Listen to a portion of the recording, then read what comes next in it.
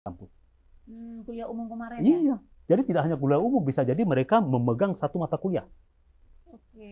Ini sebenarnya di situ praktikalnya. Kan tidak. Dan namanya vokasi kan tidak harus belajar teoritis. Oke. Terus dia harus tahu. Berarti cara ini menjadi bagian dari metode menciptakan SDM tadi ya? Betul. Masuk ke kampus tadi ya, dari berbagai disiplin ilmu kan? Betul. Okay. Sebenarnya di situ yang saya bilang ya, kelebihan kita sekolah dimiliki oleh kementerian. Jadi apalagi vokasi, kita sudah resource sudah apa? Tinggal bagaimana memanfaatkan resource itu masuk dalam lingkungan kampus. Oke.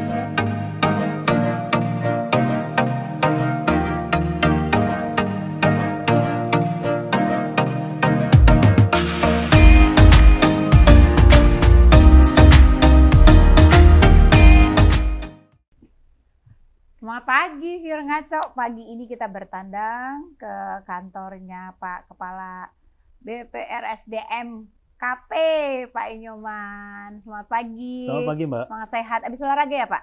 Ya, terlihat mengisi kekosongan di pagi hari. Oh iya. Jam berapa biasa ke kantor? Saya biasanya start kantor untuk olahraga itu 6:30 udah mulai. Jadi saya spending 1 jam lah. 7:30 saya sudah mulai, jam 8 tuh saya harus sudah standby untuk bekerja. Jam 7 loh Pak, korupsi waktu dikit ya? Jam 7 Kak KP? Jam 7 kan saya sudah masuk. Oh udah masuk? Kan sudah absen, sebelum iya, lari saya absen dulu. Aduh Kak KP memang luar biasa, harus fresh dan di-refresh everyday ya. Keren Pak, sehat. Suka makan ikan nggak sih Pak? Ya suka lah. Oh iya dong. Orang KKP nggak makan ikan mah ditenggelamin kali. Selamat pagi Pak, terima kasih atas waktunya meskipun sudah berbulan-bulan kita janjian di kampus yang luar biasa ini, kita mendapatkan kesempatan yang luar biasa. Pak, kita nyantai aja. Ya. Fir Ngaco, ini nanti kita akan bertanya terkait bagaimana peran beliau ini meramu SDM menjadi SDM yang unggul. Artinya suksesnya KKP ini bisa juga di tangan kepala badan tentunya. Saya kira di tangan semua eselon 1.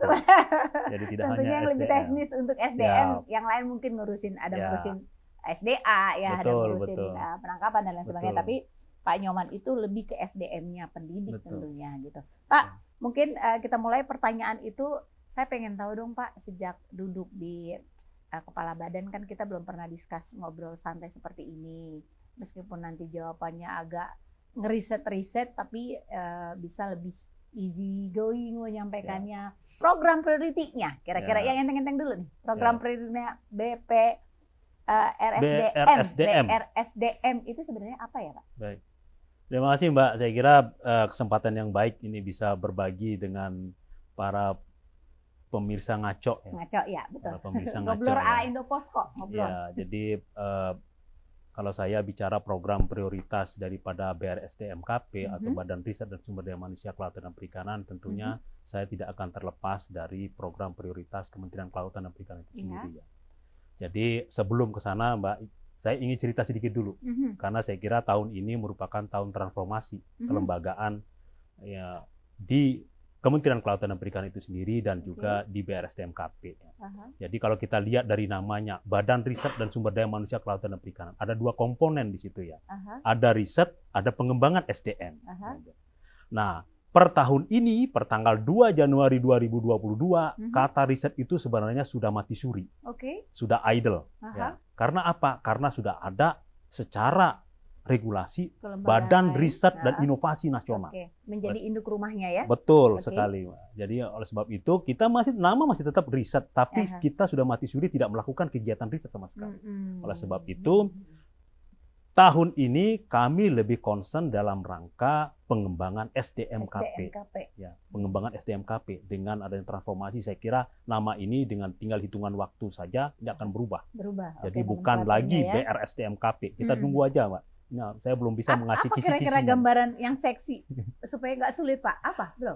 Paling jelas namanya ya tinggal hilangkan R-nya saja. Tinggal hilang BPSDM itu ya paling intinya. Jadi karena BPSDM sudah jelas Badan Pengembangan Sumber Daya Manusia Kelautan dan Perikanan.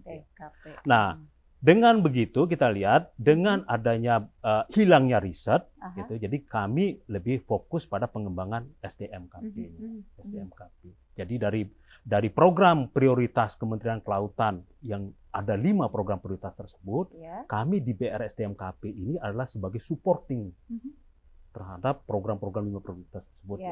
Jadi supporting dalam rangka apa? Dalam rangka penyiapan SDM-KP yang unggul, yang kompeten. Gitu ya. Nah, dari 5 program prioritas tersebut kami turunkan ke bawah. Ya. 3 program prioritas yang diusung oleh BRSDMKP mulai tahun ini 2021 sampai dengan 2024 masa kepemimpinan Pak Menkp Pak Sakti Wahyu Trenggono. Yang pertama itu adalah transformasi pendidikan kelautan dan perikanan. Yang kedua adalah Smart Fisheries Village atau kampung perikanan pintar. Yang ketiga itu adalah pelatihan dan sertifikasi. Saya kira itu program besar yang kita usung. Ya. Dan ini kalau dibilang, loh BRSDMKP kok programnya nggak tabrakan nggak dengan programnya KKP gitu ya? Saya kira sangat tidak tabrakan dan ini sangat inline. Transformasi pendidikan udah jelas-jelas. Apa yang dilakukan pada transformasi KKP memiliki 20 satuan pendidikan di seluruh Indonesia. Ya, yang dulunya adalah pendidikan kedinasan dulu ya sempatnya. Kemudian dengan adanya regulasi-regulasi yang ada kemudian berubah menjadi pendidikan umum. Namun tetap mengalokasikan kepada anak pelaku utama untuk bisa masuk pada satuan pendidikan kami. Lebih dominan. Lebih dominan. Yang sebelumnya ya penerimaan terbaru saat ini di 2022-2023 kita masih mengadopsi 55% adalah anak pelaku utama.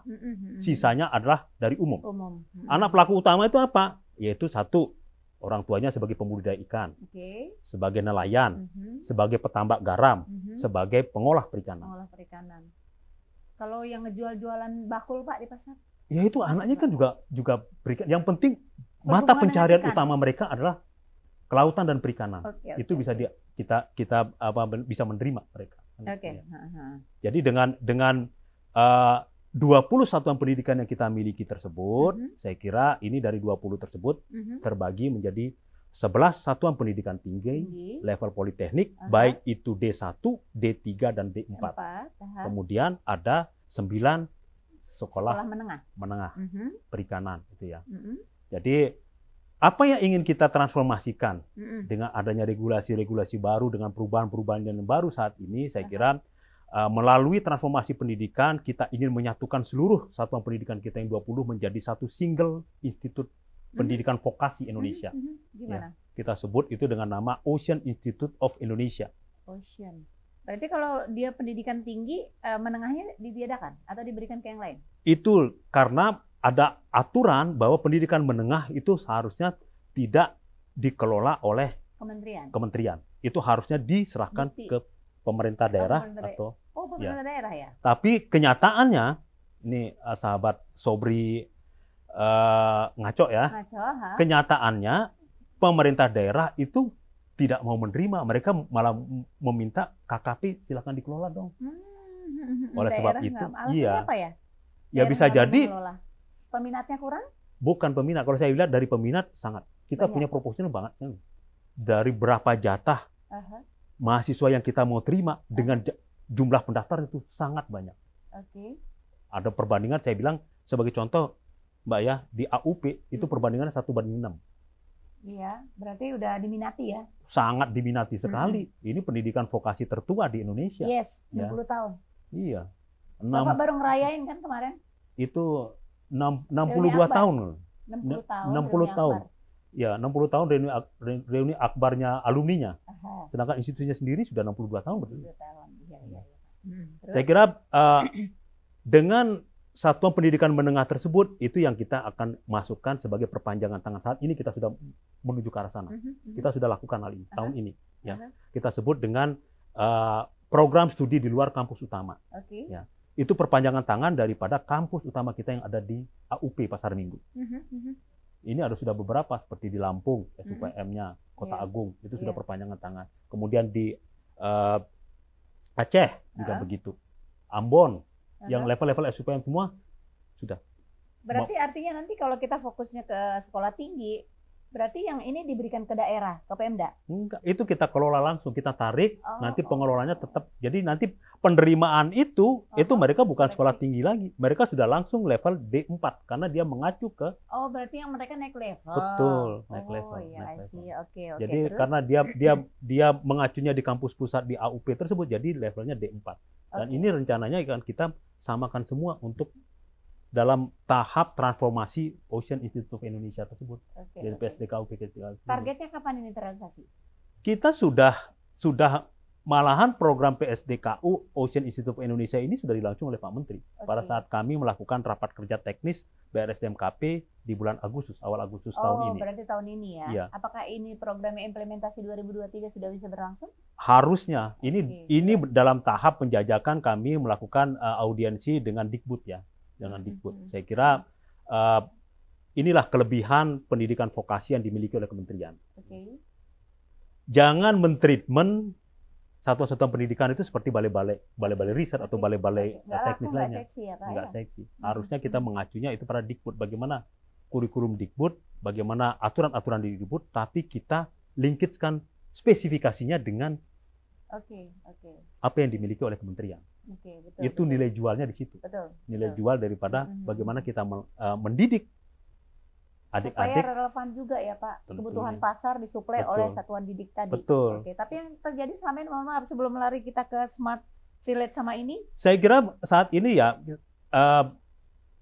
konektivitas antara lulusan yang terserap di dunia usaha dan dunia industri, khususnya dunia usaha, dunia industri kelautan dan perikanan, itu memang kita masih perlu review kembali ya. Jadi karena kalau saya tidak bilang masih rendah, enggak. Rata-rata karena ini bervariasi di masing-masing lokasi. Karena kita punya spesifik ya, dalam artian dari Aceh sampai dengan Sorong, itu level setelah saya review tahun ini, level terserapnya itu lumayan tuh. Ada 40-60% setelah mereka lulus. Setelah mereka wisuda, itu keterima lapangan kerja perikanan. Langsung diterima di dunia usaha perikanan.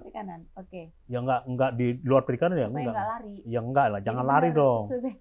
Capek belajarnya gitu dong. Capek belajar di kampus. 1 tahun, 2 tahun, 1 tahun, 3 tahun, 4 tahun. Masa jual itu tantangan bagi kami ya. Itu saya kira tantangan bagi BRSDMKP ya untuk mengawal ya. Karena kalau saya sampaikan ya, saat ini saya lebih memperhatikan pada outcome dari satuan pendidikan. Jadi bukan output. Kalau output, saya kira berapa yang diterima, berapa yang lulusan itu pasti terjadi. Karena apa? Karena satuan pendidikan yang dikelola oleh Kementerian Kelautan dan Perikanan ini adalah peran CSR pemerintah, di mana pemerintah negara hadir untuk masyarakat kelautan perikanan. Artinya outcome ini kan prosesnya ya. Iya. Berjalan tidak? Betul. Outcome-nya itu kan artinya kalau dia sudah lulus, dia langsung diterima nggak di dunia industri. Ini yang mau kita tingkatkan grading. Saat ini kan saya sudah bilang tadi ya antara 40 sampai 60 ya. Harapan kita kan bisa naik lagi. Harapan saya kalau bisa dia lulus sudah langsung 100% diterima, selesai tugas negaranya. Selesai tugas KKP. Artinya nanti nggak ada lagi.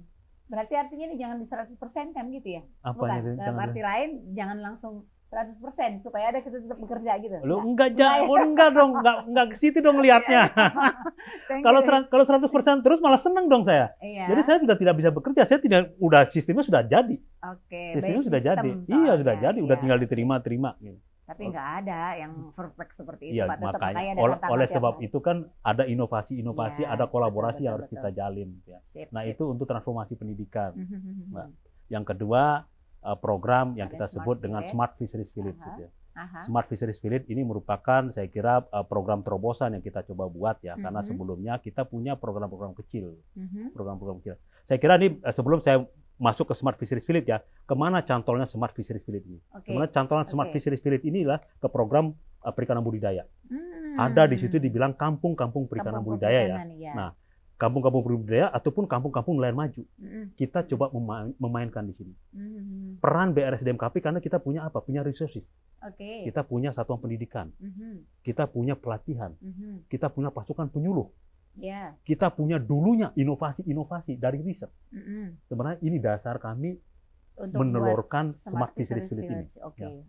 Sehingga ini harapan kami, pengungkit yang kami berikan melalui fungsi pendidikan, pelatihan, penyuluhan, dan inovasi ini akan menjadi lebih baik.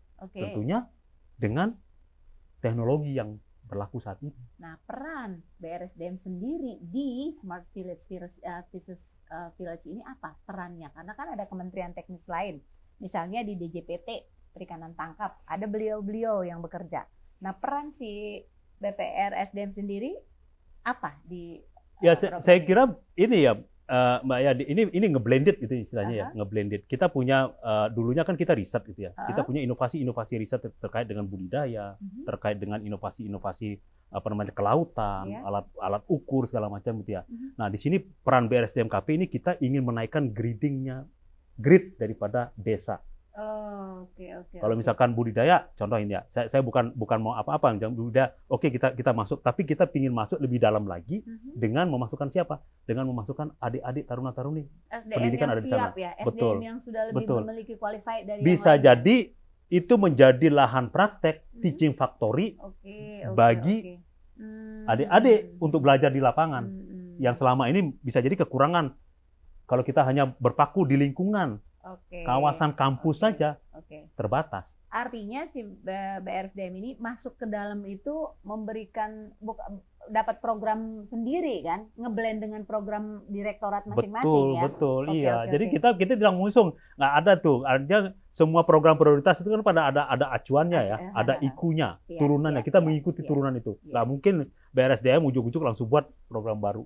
Lebih ke support SDM qualified tadi ya? Betul. SDM qualified dan juga memastikan bahwa program-program tersebut berjalan dengan baik. Karena apa? Kita punya pasukan, Bu. Penyuluh. Ada 4.500-an penyuluh. Iya, betul. Di lapangan. Dan termasuk juga graduate tiap tahunnya ya? Ya harapan kita itu menjadi selain lahan praktek, nanti mereka bisa menjadi wirausaha karena mereka sudah langsung belajar. Betul. Tapi ada nggak sih Pak lulusan dari satuan pendidikan tinggi kita ini begitu lulus langsung menjadi ahli usaha misalnya? Ada profilnya seperti tapi kan dari sekian kan masih dari 1.000 mungkin satu ya, gitu ya. Ada karena harapan kami ya dengan mencetak generasi-generasi yang muda yang berpendidikan itu yang unggul tersebut ya. Jadi kami tidak mengarahkan mereka itu menjadi apa PNS. Oke. Target kami itu adalah mereka bekerja di dunia usaha, dunia industri atau menjadi wirausaha. Iya, pengusaha lah ya. Iya, situ. Artinya oke. Nah, berikutnya Pak nanti ada kan pelatihan dan sertifikasi. Ini memang di bagian ketiga atau memang seharusnya ini hal yang paling penting untuk dunia usaha, dunia pekerjaan ya. Gimana? Nah, itu kan penjabaran pelatihan dan sertifikasi. Itu kan kalau saya bilang tadi kan udah 2 programnya ya. Jadi transformasi pendidikan, kemudian Smart Fisheries Village gitu ya. Kemudian yang ketiga itu pelatihan dan sertifikasi. Karena kita memastikan ya pelatihan itu baik untuk pelatihan masyarakat, kemudian sertifikasi ya tentunya sertifikasi untuk menyiapkan masyarakat sehingga memiliki pengetahuan lebih baik, bisa tersertifikasi sehingga bisa mereka mendapatkan revenue pribadi mereka bisa tinggi. Karena kalau tanpa sertifikasi orang bisa aja ngaku-ngaku saya pintar ini tapi buktinya mana? Nah, ini yang kita memastikan ini. Jadi sertifikasi kompetensi tadi mengaktualisasi bahwa you kompeten. Betul sekali. Jadi kita punya balai-balai, baik itu balai pelatihan dan penyuluhan ataupun satuan-satuan pendidikan. Karena begini, Mbak, adik-adik taruna-taruni yang mereka sekolah tersebut itu sebelum lulus mereka juga diberikan sertifikasi, diberikan keahlian-keahlian. Jadi baik kepelautan, baik untuk karantina, budidaya itu mereka nih. Jadi mereka sebenarnya sudah dibekali dengan keterampilan. Selain soft skill-nya itu jadi hard skill-nya dan juga keterampilan itu yang mereka dibekali. Pak Kepala Badan ini lucu loh. Pertanyaan saya 1 jawabannya 4. Puas nggak? Jadi keren banget. Jadi sebenarnya gini, ini kan tadi secara overall-nya sudah dijawab di awal ya. Kalau istilah berita itu Bapak tuh ngelit di awal tuh sudah terjawab semua, sekarang tinggal penjabarannya. Penjabaran lain yang menjadi pertanyaan, sebenarnya peran penting si satuan pendidikan kita ini mencetak SDM seberapa penting? Sangat penting kalau saya bilang disitulah negara hadir untuk memastikan bahwa masyarakat pesisir itu dari sisi pengetahuan bisa meningkat sehingga nanti dampaknya ujung-ujungnya adalah ekonominya. Peningkatan taraf hidup. Oleh sebab itu kami juga, saya dengan tim saya ini tim kami di BRSDMKP ingin mereview, Mbak. Mereview apa? Kalau satuan pendidikan itu menerima pelaku-pelaku utama, itu dampaknya apa bagi mereka? Dampak dari sisi apa? Otomatis pekerjaan, otomatis ujung-ujungnya nanti di akhir ekonomi keluarganya meningkat atau enggak? Iya. Di situ kan ini. Iya. Kan kita pinginnya ke sana. Negara hadir untuk lebih menaikkan pengetahuan daripada masyarakat pesisir sehingga ini ekonomi mereka meningkat. Nah, di satuan didik kita ini kan memang 70% itu vokasi ya. Artinya 100% pendidikan vokasi. 30%-nya itu masih seperti dikti pada umumnya, 70%-nya vokasi. Pendidikan ini supaya nggak salah nih. Pendidikan vokasi itu vokasi.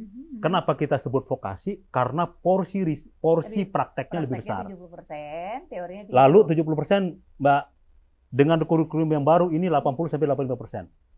Jadi saya sudah bilang harusnya kalau vokasi itu tidak di kelas dong. Betul. Harus di lapangan dong. Ya, sepakat.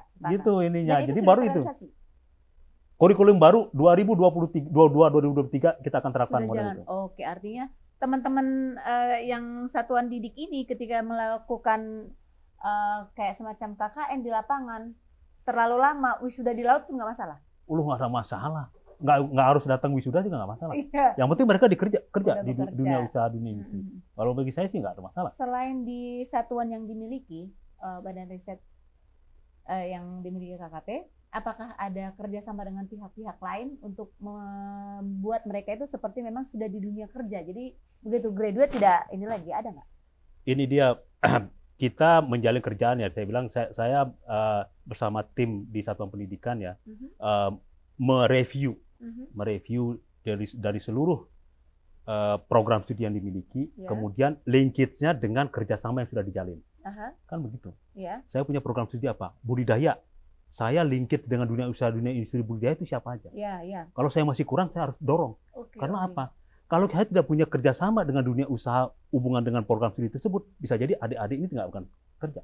Karena kita tidak bisa memberikan karpet merah, kita tidak bisa memberikan jalan mereka bekerja. Orang-orang yang sukses di bidangnya didatangkan. Oh jelas, itu sudah pasti. Alumni. Kemarin saya datang di acara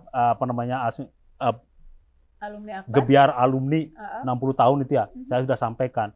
Di sini sebenarnya alumni balik kampung, balik kandang, balik kampus untuk meningkatkan kualitas satuan pendidikan. Jadi inspirasi ya. Iya dong. Jadi satuan pendidikan yang dimiliki KKP ini sudah banyak menghasilkan generasi-generasi unggul ya. Jadi, meskipun ya artinya dari seluruh kalangan ya, ada di government, ada di pemerintahan, ada di praktisi, ada pengusaha. Nah, saya kira di situ. Karena ini Mbak, yang saya sampaikan di awal tadi. Kita harus benchmarking-nya adalah Dikbud. Dikbud itu program yang bagus itu apa? Merdeka Belajar Kampus Merdeka. Itu harusnya kita tarik dong. Ayo dong ngajar di kampus kita. Kasih pencerahan kepada adik-adik bagaimana sih menjadi pebisnis yang hebat. Bagaimana sih jadi government kalau political ulung misalnya gitu. Karena ada juga yang bekerja di politik. Frekuensi seperti itu berapa? Maksudnya kalau dimasukin dalam SAS kira-kira kapasiti mereka tuh persentasenya berapa persen untuk datengin orang-orang hebat? Saat ini saya kira masih di bawah 20-25% ya. Tapi dengan konsep baru, dengan transformasi ini, saya lebih mendorong untuk bisa masuk, bisa mendarik semua. Malahan arahan dari Pak Sekjen di Kementerian Kelautan sendiri ya, meminta seluruh direktorat, seluruh eselon 1, eselon 2 untuk mengajar di kampus. Kuliah umum kemarin ya? Iya. Jadi tidak hanya kuliah umum, bisa jadi mereka memegang satu mata kuliah. Ini sebenarnya di situ praktikalnya. Kan tidak dan namanya vokasi kan tidak harus belajar teoritis. Terus dia harus tahu. Berarti cara ini menjadi bagian dari metode menciptakan SDM tadi ya? Betul. Masuk ke kampus tadi ya, dari berbagai disiplin ilmu kan? Betul. Sebenarnya di situ yang saya bilang ya, kelebihan kita sekolah dimiliki oleh kementerian. Jadi apalagi vokasi, kita sudah resource-nya sudah sangat banyak. Tinggal bagaimana memanfaatkan resource itu masuk dalam lingkungan kampus. Dari 60 tahun satuan didik yang dimiliki KKP ini, profilnya tadi kan udah disebutin. Tapi dominan lebih kemana sih Pak? Memang mereka disiplin ilmu atau justru ada yang banyak menjadi pedagang di baik case saja tuh. Kalau baik case, mungkin banyak tuh pas ketemu, pas diskusi dengan satu orang tuh salah itu. Ketemunya salah itu. Kalau saya petakan Mbak ya, saya petakan dari proporsional ya. Itu bisa dikatakan 50-60% itu memang di dunia usaha, dunia industrinya perikanan, kelautan. Sisanya sekitar 5-10% itu wirausaha. Bisa saja dia mungkin ngikutin suami, Iya, ya bisa biar jadi. biar Iya, biar lebih iya. manis ya. Oke, Jadi ini berarti salah tuh kalau gambaran. dibilang di tempat lain mungkin 1-2 orang saja orang. yang jadi. Tapi ini. kebetulan jadi bintang ya. Enggak. Karena sukses mungkin ya. Bisa jadi, bisa jadi. Oke. Oke, benar. Tapi harapannya tadi kalau kita melakukan review misalnya, berangkat dari review atau evaluasi ini kita buat satu kebijakan baru. Kebijakan baru yang akan diimplementasikan untuk menjadikan outputnya nanti menjadi unggul, itu apa? Kira-kira yang menjadinya klik banget, menjadi tagline. Itu dia Mbak, saya bilang ya, dengan kita mengelola 20 satuan pendidikan tidak tersentralize, ini akan menjadi susah. Oke, berarti sentralkan dulu, kontrolnya mudah, masukin ilmu-ilmunya juga dengan mudah. centralize, dengan menjadi satu institut, aturan tersentralize, semuanya standar, semuanya sama, kita ngukurnya gampang. Berarti nanti kurang luas dong kalau gedungnya. Jangan dilihat luas dong, kan kita lihat kualitas. Oke. Luas sesuai dengan persyaratan Dikbud sudah memenuhi. Sudah memenuhi. Semua satuan pendidikan kita dari syarat luasan lahan itu sudah masuk kriteria Dikbud dari seluruhnya, Bu. Artinya kan nanti yang dari berbagai daerah disatukan di sini kan? Ya enggak. Nah, itu dia nih konsepnya, salah pikirnya salah nih. Oh, satu pintu. Dia cuman pengelolaan administrasinya di ya, sini, ya. tapi nanti mereka istilahnya bisa jadi departemen atau fakultasnya ada cabang-cabang di mana-mana. Dengan lahan tersebut nggak mungkin kalau disatukan tuh kita punya lahan yang di Aceh, lahan di Sorong, mau di mana? Makanya itu tetap kita hidupkan semua, tapi centralize-nya di sini. Rektornya ada di sini. Betul. Nanti ke depan berupa jadi rektorat ya, rektor ya. Kalau sekarang kan masih AUP.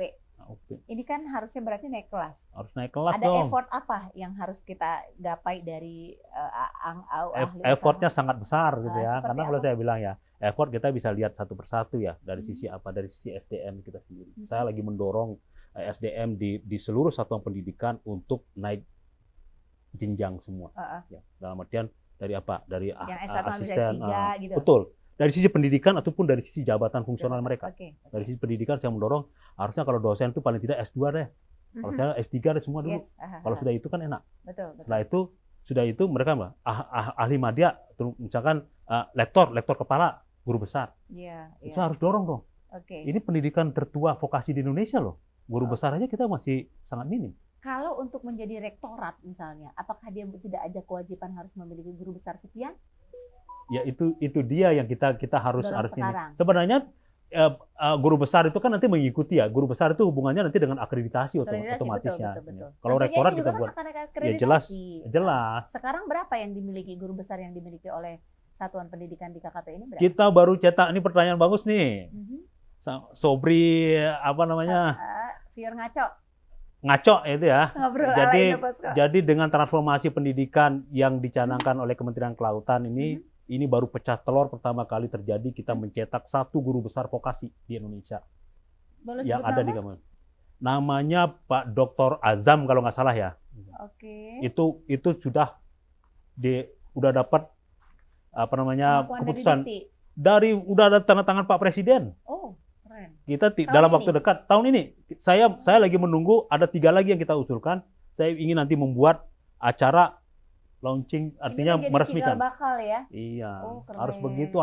Masa sih sudah tua nggak punya guru besar gitu loh. 60 tahun loh Pak. Iya, saya kira ini juga dorongan kami untuk achievement dari Pak Menteri sendiri kan, bahwa bagaimana kita mau jadi satuan pendidikan yang berkelas gitu ya. Jadi ini. Berarti lagi ada 3 lagi. 3 lagi menunggu, lagi kita dalam proses untuk guru besarnya. Oke. Ternyata banyak banget terobosannya ya. Saya pikir Bapak di meja doang. Karena saya selalu memantau Zoom-nya. Ternyata luar biasa Pak Kepala Badan kita ini. Loh, saya nggak harus bekerja, yang bekerja kan tim saya. Enggak juga, tanpa ada leadership gimana? Kan sendiri di sini kan.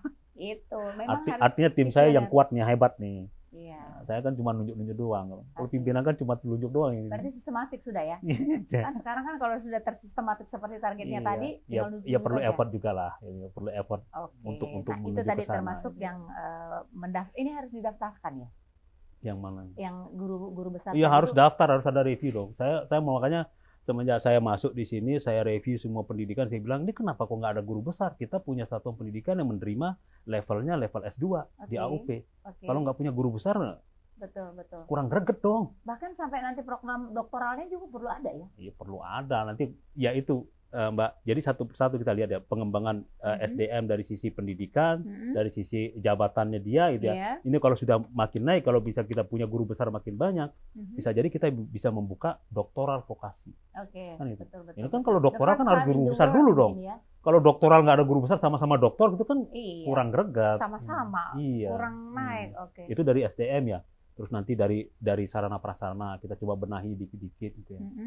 Dan juga dari aspek-aspek lainnya juga, kemudian dari sisi manajemen pengelolaan kampus segala macam, karena saat ini kan kita perlu naikkan grade melalui sertifikasi yang ada, gitu ya. Dan kita harus, saya sih inginnya seluruh satuan pendidikan yang dimiliki oleh KKP ini yang masih dalam tahap menjadi satu single institute ya, single institute utamanya di AUP kita ingin mendapatkan akreditasi unggul. Yang lainnya harusnya ngikut. Nah, tentunya banyak sekali effort yang harus kita siapkan. Tadi Pak Kepala bilangnya jawabannya susah, ternyata nggak ada yang susah, biar ngaco. Terus ini Pak, di semua level tataran kehidupan pasti ada tantangan.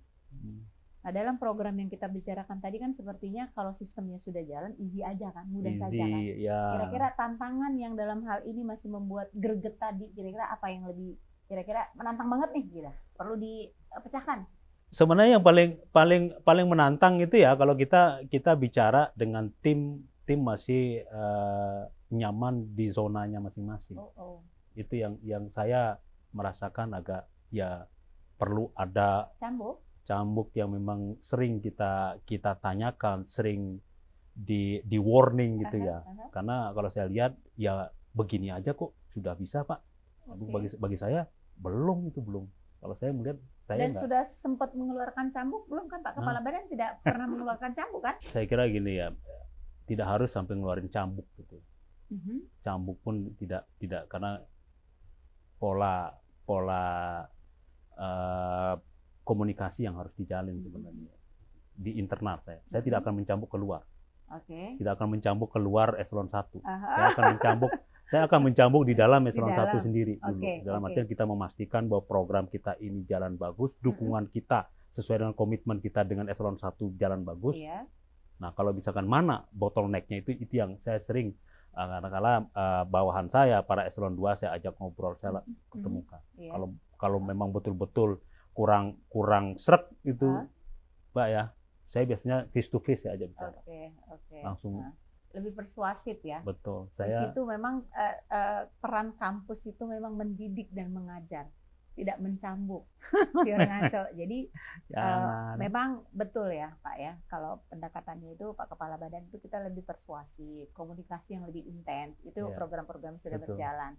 Tapi bila mana di dalam temuan perjalanan, karena kan program sudah bagus Pak, tapi border antar eselon 1 dengan yang lain ini kan ke bawahnya nanti tidak berjalan dengan baik.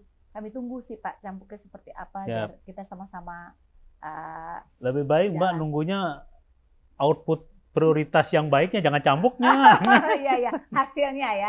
Kami menunggu nih nanti biar ngaco di berbagai daerah khususnya pecinta yang sering ngeliatin ikan, air laut, kan kiblat itu sekarang kan ke laut nih Pak Kepala Badan, jadi artinya kalau mau biar ngaco mau lihat diskusi detail terkait Smart Fisheries Village misalkan yang berbasis pada pendekatan kami itu bisa di lapangan langsung dengan kepala-kepala UPT kami, bisa ngobrol langsung di lapangan, langsung bisa lihat seperti apa program itu. Betul. Supaya Mbaknya itu nanti tanya-tanya bener nggak sih dikatakan kepala badan nih di situ bener nggak sih? Saya malah menantang, ayo silakan itu. Siap. Kita sampai ketemu di lapangan ya Pak Kepala Badan ya. Karena saya melihat juga kalau kita nggak ke lapangan juga nanti ilmunya kayak sama dengan universitas lain. Ilmu buku. Gitu. Terima kasih untuk waktunya Pak Kepala Badan. Sampai ketemu. Salam sukses, salam sehat selalu. Sama-sama. Terima kasih. Atas kesempatan untuk bisa berbagi dengan sahabat Ngaco. Biar Ngaco, saya Inyoman Radiarta, Kepala Badan Riset dan Sumber Daya Manusia Kelautan, Kementerian Kelautan dan Perikanan. Jangan lupa subscribe, like, komen, dan share Indo Post Co Channel.